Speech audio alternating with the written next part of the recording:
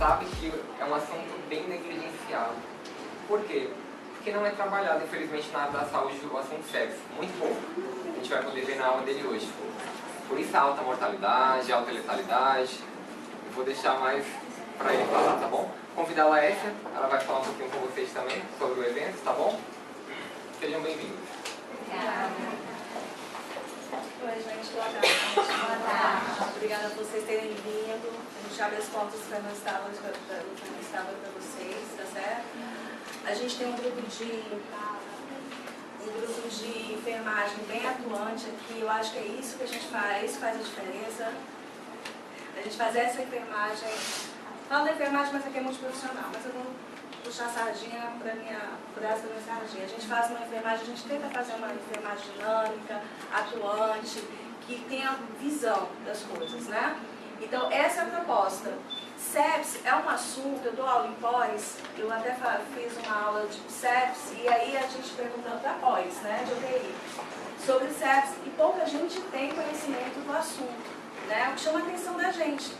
Porque o Corém em São Paulo lançou, junto com o ILAS, que é o Instituto Latino-Americano, sepsis, um livrinho onde ele coloca o enfermeiro como uma peça fundamental na identificação precoce da sepsis, porque ele está à beira do leito, né?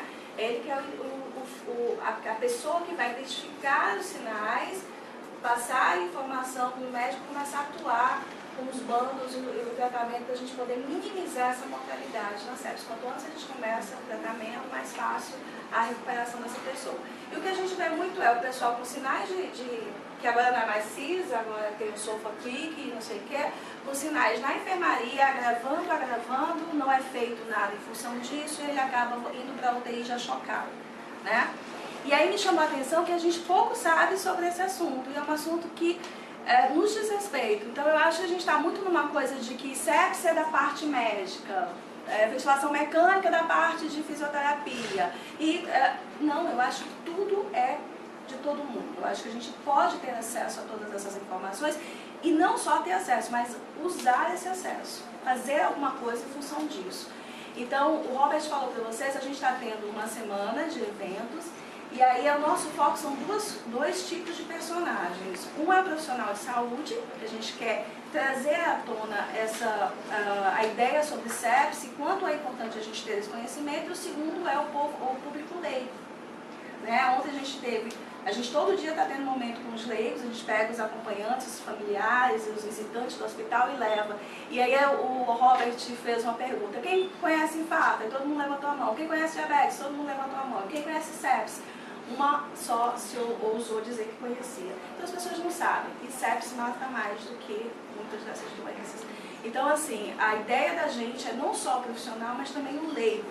Seguir uma ideia do ILAS que promove essa filosofia e essa metodologia para a gente trabalhar os leigos. Tanto é que eles estão fazendo campanhas nos terminais rodoviários, nos metrôs em São Paulo, justamente para tentar fazer com que as pessoas entendam um pouco mais de sepsis.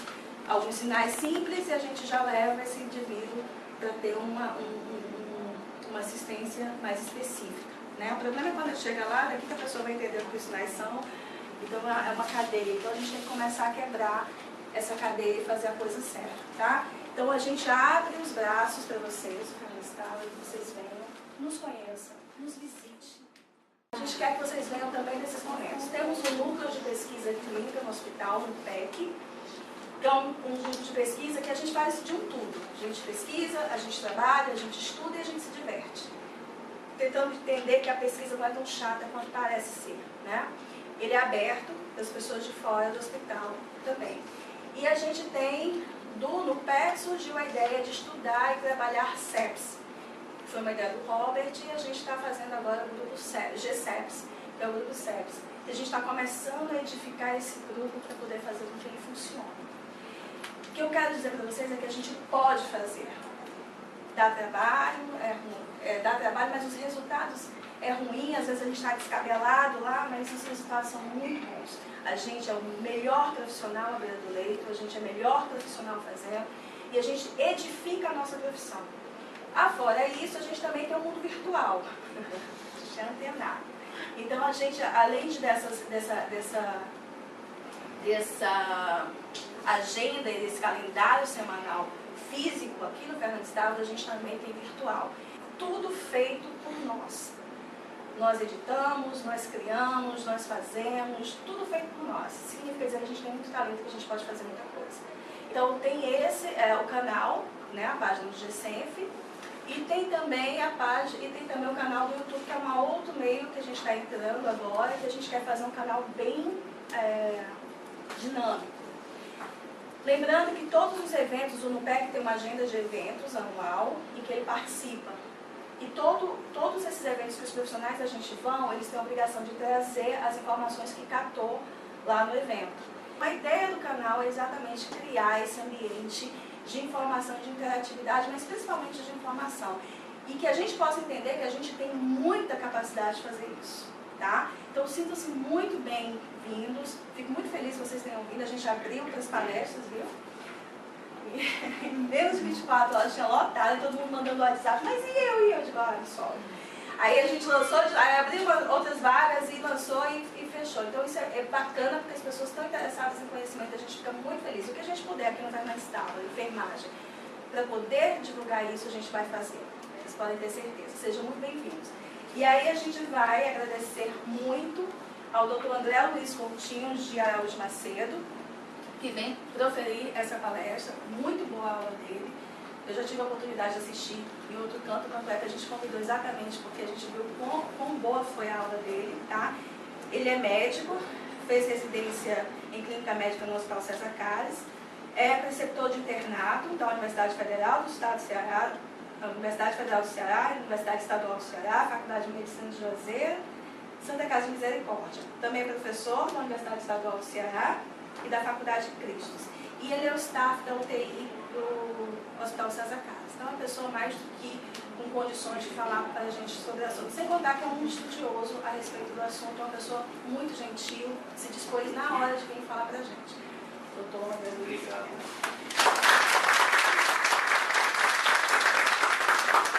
Gente, muito boa tarde. Eu quero de coração agradecer o convite.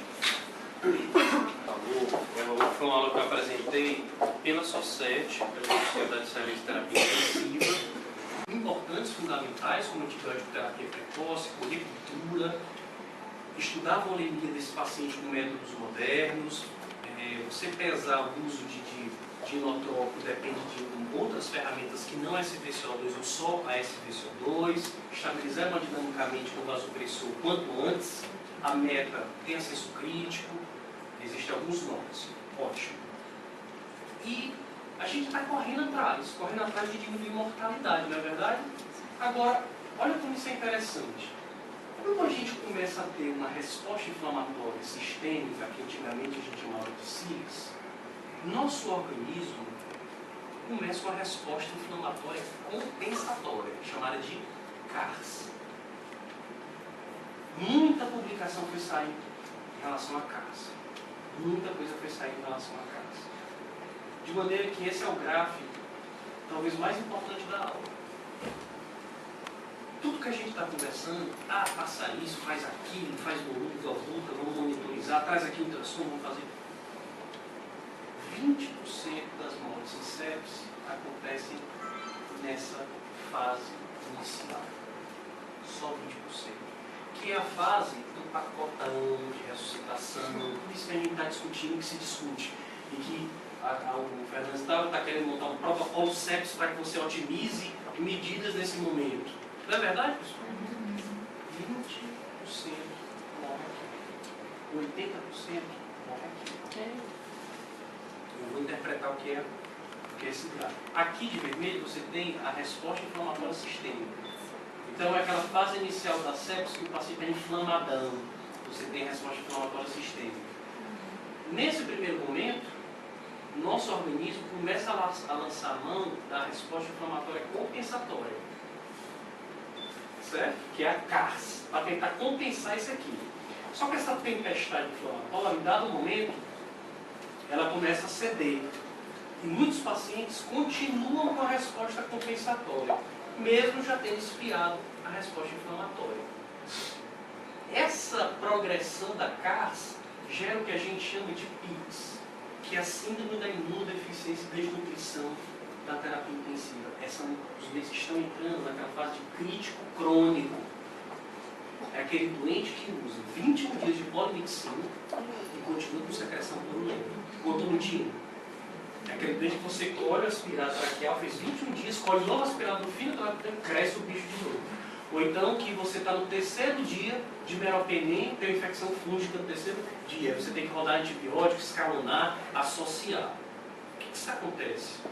É essa imunodeficiência que os pacientes vão desenvolvendo ao longo do seu internamento crítico. Certo? Então você tem a CIS, a CARS e a PICS.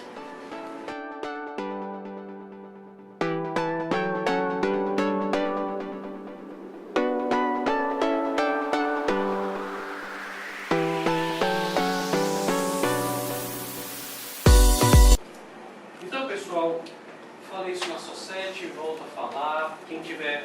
Quem quiser montar um protocolo sepsis dentro da instituição, faz contato com o Minas, faz contato com a doutora Flávia.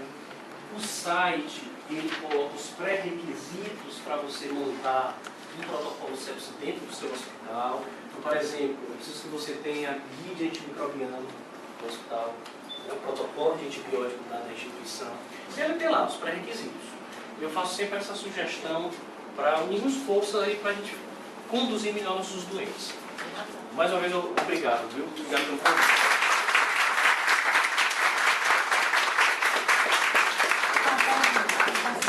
Supera uma sepse, né? Ele vai ser um indivíduo que ele vai ter saúde assim, no decorrer da vida dele, ou em alguma coisa ele vai ser mais fragilizado? Assim? Olha, excelente pergunta, porque os trabalhos com follow-up extra-hospitalar são pouquíssimos, são escassos. Se você quiser ir para o Congresso Brasileiro de Terapia Intensiva, pode pesquisar isso e publicar que ano que vem você está dando aula lá, porque são poucas aulas, mas é sério, tem uma escassez de trabalho sobre isso. E na realidade, sim, é um outro tema específico, mas quem nós estamos devolvendo para a sociedade? Essa é a pergunta, né? Nós hoje nos deparamos muito com o chamado crítico crônico. Então você pega aquele senhor de 80 anos, renal crônico, dialisando, fez delírio, funcionalidade vai caindo dia após dia na UTI, inclusive cognição, sarcopênico, desnutrindo. Aí você olha, você vê como, o que é que eu estou fazendo? O que é que eu estou fazendo?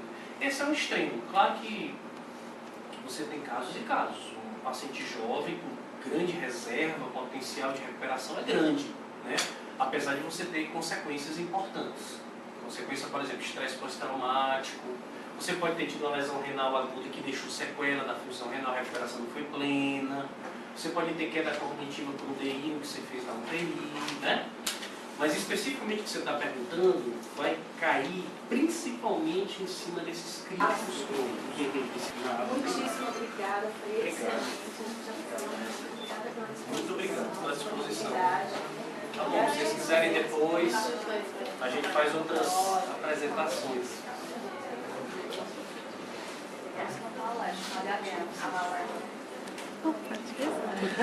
Hã?